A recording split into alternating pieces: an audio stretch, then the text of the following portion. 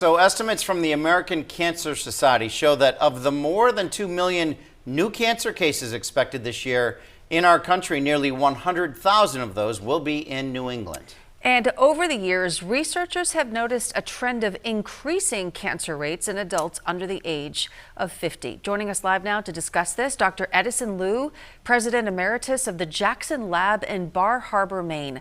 Dr. Liu, a pleasure to meet you. Thank you for joining us today. This sounds concerning. What are researchers looking at here when it comes to younger adults and these escalating cancer rates?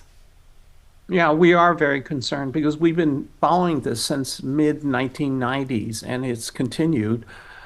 Cancer is a disease fundamentally of older individuals, usually above 60. And in fact, about 95% of cancers in the past have been for individuals over 60, over 50. But what we've seen since 1995 is a progressive increase in the number of cancers. It's the same kind of cancers that should only occur in older individuals, moving down to younger, which is under 50. And in fact, since about the late 1990s, the rate of cancers in the younger individuals, that is under 50, has increased by 79%.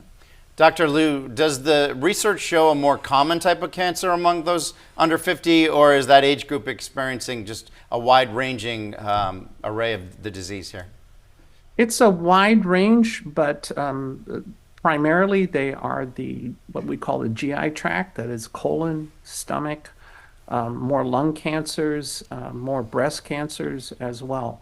But these are cancers that are primarily in the older individuals, but they're shifting down into younger individuals.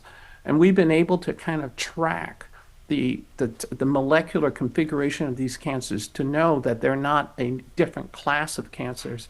They're the same class, but occurring in younger individuals. So obviously the question, if you know that these cancers are increasing in rates in younger people, do we know why yet? And what do we do with this information? Right. It's a very, very important question. And we have some tremendous tools, molecular tools, genomic tools, and that's been applied to a number of these cancers. And that's why we know that the configuration of these cancers resemble ones that are older. That's the number one thing. The second is that the epidemiologists have been looking at this very assiduously.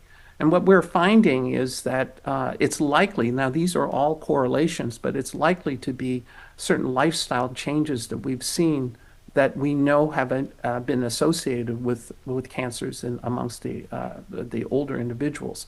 And the exposures of these probably occurred in adolescence. And this is obesity, reduced physical activity, and very much the alcohol consumption, which has dramatically increased in younger adults, probably has made an impact on the rate of cancers.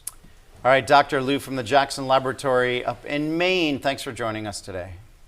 Thank you.